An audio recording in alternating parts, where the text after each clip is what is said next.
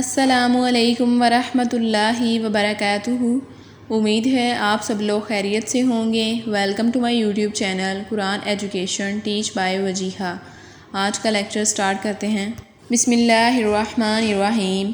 ان بے شک الذین وہ لوگ جو آمنوا ایمان لائے، والذین اور وہ لوگ جو ہادو یہودی ہوئے، والنصارى اور نصارى، والصابئین اور صابی، من جو آمنا ایمان لائے، باللہ اللہ پر، والیوم الآخر اور آخرت کے دن پر، وعمل اور کیے عمل صالحا نیک، فلہم تو ان کے لیے ہے، اجرہم ان کا اجر، عند ربہم ان کے رب کے پاس، ولا اور نہ، خوف خوف ہوگا، علیہم ان کے لیے، ولا اور نہ، ہم وہ، یحزنون غمگین ہوں گے۔ اس آیت سے پہلے والی جو آیات تھیں ان میں کیا تھا؟ ان میں پہلے اللہ تعالیٰ نے بنی اسرائیل پر جو انعامات کیے تھے ان کا ذکر کیا، پھر اس کے بعد بنی اسرائیل نے جو بدکاریاں کی اللہ تعالیٰ کے ساتھ، انہوں نے جو اپنی جانوں کے اوپر ظلم کیا تھا اس کا تذکرہ آیا تھا۔ جو ہم نے پریویس لیکچر ڈسکس کیا تھا اس میں ہم نے یہی پڑھا تھا کہ اللہ تعالیٰ نے بنی اسرائیلیوں پر ذلت و مسکنت مسلط کر دی تھی اور وہ اللہ تعالیٰ کے غضب کا نشانہ بنے تھے۔ اللہ تعالیٰ کے غضب کا نشانہ اور ذلت و مسکنت ہر فرد، بنی اسرائیل کے ہر فرد کے اوپر مسلط نہیں ہوئی تھی، کیونکہ اللہ تعالیٰ جو ہے وہ بہت زیادہ مہربان ہے، اور اللہ تعالیٰ کی مہربانی، اللہ تعالیٰ کی رحمتیں کن کے لیے ہیں؟ جو اللہ تعالیٰ کے بندے ہیں۔ اس کے لیے شرط کیا ہے کہ نیک ہونا اور عمل صالحہ کرنا۔ جنہوں نے عمل صالحہ کیے وہ اللہ تعالیٰ کے غضب کا نشانہ نہیں بنے۔ اس آیت سے یہ پتہ لگتا ہے کہ اللہ تعالیٰ کی جو رحمتیں ہیں وہ کسی ایک خاص نسل کے لیے نہیں ہیں، بلکہ اللہ تعالیٰ کی مہربانیاں تو ساری مخلوق کے لیے ہیں۔ اب اس آیت سے یہ سمجھ لینا کہ عیسائی، یہودی اور صابی جو ہیں اگر وہ اپنے اپنے مذہب میں رہ کر عمل صالحہ کریں گے تو انہیں بھی مسلمانوں کی طرح نجات مل جائے گی۔ یہ بات سراسر غلط ہے، کیونکہ تورات و انجیل میں بنی اسرائیل کو واضح احکام یہ دیے گئے تھے کہ رسول اللہ صلی اللہ علیہ وآلہ وسلم پر ایمان لانا ہے، لیکن انہوں نے ایمان نہیں لائے۔ اگر کوئی شخص رسول اللہ صلی اللہ علیہ وآلہ وسلم پر ایمان نہیں لاتا تو وہ تورات انجیل پر بھی ایمان نہیں لاتا، تو وہ کیسے نجات پا سکتا ہے؟ پھر فرمایا گیا وَمَن يَبْتَغِ غَيْرَ الْإِسْلَامِ دِينًا فَلَن يُقْبَلَ مِنْهُ۔ ترجمہ ہے اس کا، اور جو اسلام کے علاوہ کوئی اور دین تلاش کرے تو وہ اس سے ہرگز قبول نہ کیا جائے گا۔ اس آیت میں یہی بات بیان ہوئی ہے۔ ابو ہریرہ رضی اللہ تعالیٰ عنہ بیان کرتے ہیں کہ رسول اللہ صلی اللہ علیہ وآلہ وسلم نے فرمایا، اس ذات کی قسم جس کے ہاتھ میں میری جان ہے، اس امت کا کوئی بھی یہودی یا نصرانی جو میرے بارے میں سن لے پھر وہ مر جائے اور وہ مجھ پر ایمان نہ لائے تو وہ آگ میں داخل ہوگا۔ اس سے ثابت ہوتا ہے کہ عیسائی، یہودی، صابی جو لوگ ہیں وہ جنت میں داخل نہیں ہوں گے، کیونکہ ان کا مذہب الگ ہے۔ وہ اسلام کو نہیں مانتے، وہ رسول اللہ صلی اللہ علیہ وآلہ وسلم کو نہیں مانتے، تو انہوں نے تورات اور انجیل پر عمل نہیں کیا، انہوں نے ان کے آیات کو بدلا، ان میں تبدیلیاں کیں، اپنے حساب سے ان میں تبدیلیاں کیں۔ تو اس وجہ سے یہ سمجھنا کہ اگر وہ بھی عمل صالحہ کریں گے تو اللہ تعالیٰ کے ہاں ان کا بھی اجر ہوگا، انہیں بھی خوف نہ ہوگا، تو یہ بات غلط ہے۔ صائبین کون لوگ ہوتے ہیں؟ صائبین وہ لوگ ہوتے ہیں جو ایک دین سے دوسرے دین میں نکل جاتے ہیں۔ بعض لوگوں نے اس کا مطلب یہ بتایا کہ مائل ہو جانا، یعنی کہ وہ ایک دین سے دوسرے دین کی طرف مائل ہو جاتے تھے۔ اسی وجہ سے جو مسلمان ہوتا تھا کفار قریش اسے صابی کہتے تھے۔ نیکسٹ آیت ہے بسم اللہ الرحمن الرحیم۔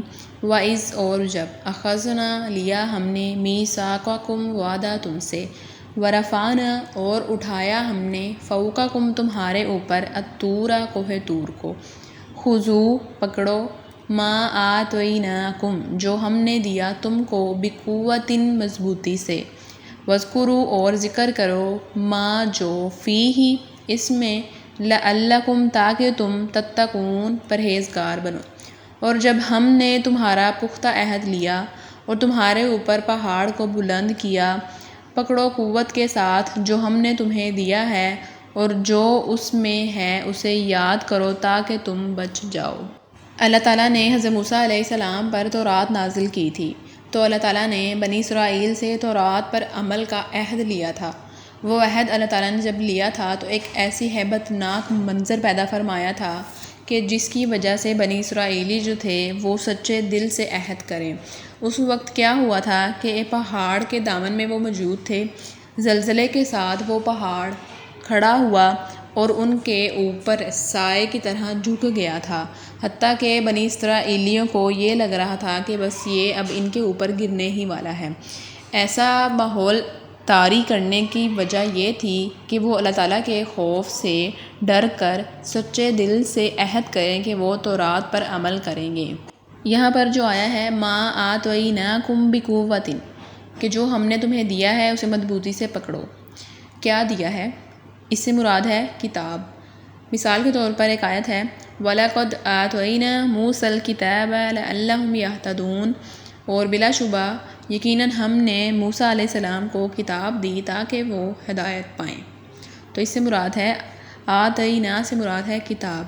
نیکسٹ جو ہے بقوۃ، کہ مضبوطی سے پکڑے رکھو، اس سے مراد ہے کہ اس پر عمل کرو۔ نیکسٹ آیت ہے بسم اللہ الرحمن الرحیم ثم پھر تولیتم پھر گئے تم من بعد ذالک اس کے بعد بھی فلولا پس اگر نہ ہوتا فضل اللہ اللہ کا فضل علیکم تم پر ورحمتہ اور رحمت لکنتم تو تھے تم من الخاسرین نقصان اٹھانے والوں میں سے۔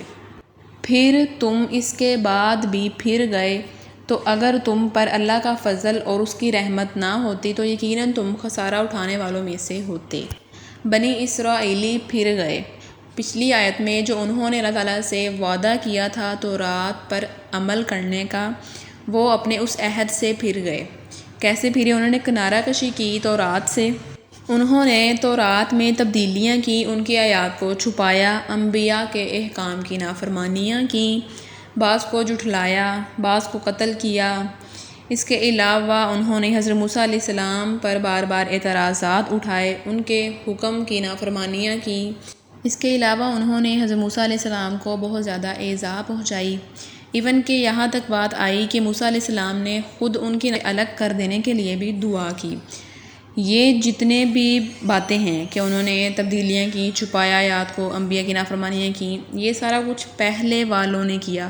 جو بعد والے تھے انہوں نے تو رسول اللہ صلی اللہ علیہ وآلہ وسلم کو پہچاننے سے ہی انکار کر دیا، باوجود اس کے کہ وہ تورات پر عمل ظاہر کرتے ہوئے رسول اللہ صلی اللہ علیہ وآلہ وسلم پر ایمان لاتے، بلکہ انہوں نے تو سب کچھ جانتے بوجھتے ہی وہ مکر گئے اور انہوں نے رسول اللہ صلی اللہ علیہ وآلہ وسلم کو پہچاننے سے انکار کر دیا۔ یہاں پر فرمایا گیا کہ لَكُنْتُم مِّنَ الْخَاسِرِينَ، یعنی کہ اس میں کیا تھا اس آیت میں کہ تم خسارہ اٹھانے والوں میں سے ہوتے۔ اگر اللہ تعالیٰ کا تم پر فضل اور رحمت نہ ہوتی تو تم خسارہ اٹھانے والوں میں سے ہوتے۔ اس کا مطلب یہ ہے کہ اللہ تعالیٰ نے ان کو عذاب سے ہلاک کرنے کی بجائے توبہ کرنے کی مہلت دی، اپنا فضل اپنی رحمتیں ظاہر کی ان لوگوں کے اوپر، حالانکہ انہوں نے اللہ تعالیٰ سے جو وعدہ کیا تھا اس سے وہ مکر گئے، وعدہ خلافی کی، پھر بھی اللہ تعالیٰ نے ان کو توبہ کرنے کی مہلت دی۔ ان آیات سے واضح سبق ملتا ہے کہ اللہ تعالیٰ کی ذات بے حد رحمتوں والی، بے حد مہربان ہے اپنے بندوں پر۔ اگر بندے گناہ کرنے کے بعد اللہ تعالیٰ سے توبہ کر لیں تو اللہ تعالیٰ ان کی توبہ قبول کر لیتا ہے، اور پھر اگر ہم نیک عمل کریں، صالحہ عمل کریں، اللہ تعالیٰ پر ایمان رکھیں، اللہ تعالیٰ کے دیے گئے احکامات پر عمل کریں تو ہماری زندگیاں کتنی پرسکون ہو جائیں گی۔ تو بہتر ہے کہ ہم اپنی زندگیوں کو بدلیں۔ ہم نے جتنے گناہ کرنے تھے کر لیے ہم نے۔ انسان کا مطلب ہی یہ ہے کہ اس نے گناہ کرنے ہیں، غلطیوں کا پتلا ہے انسان، غلطیاں گناہ کرے گا، لیکن اللہ تعالیٰ بھی تو معاف کرنے والا ہے۔ اللہ تعالیٰ سے سچے دل سے توبہ کریں تو اللہ تعالیٰ ہمیں ضرور معاف کر دے گا۔ اپنی زندگیوں میں تبدیلیاں لائیں، اللہ تعالیٰ سے معافی مانگیں اور صالحہ عمل کرنے کی کوشش کریں۔ اللہ تعالیٰ ہم سب کو ہدایت دے، آمین۔ آج کے لیکچر میں سے اگر کوئی کوسچن ہو تو کمنٹ میں کریں، اگر ویڈیو اچھی لگی ہو تو لائک کریں، شیئر کریں اور سبسکرائب کریں۔ جزاک اللہ۔ السلام علیکم ورحمۃ اللہ وبرکاتہ۔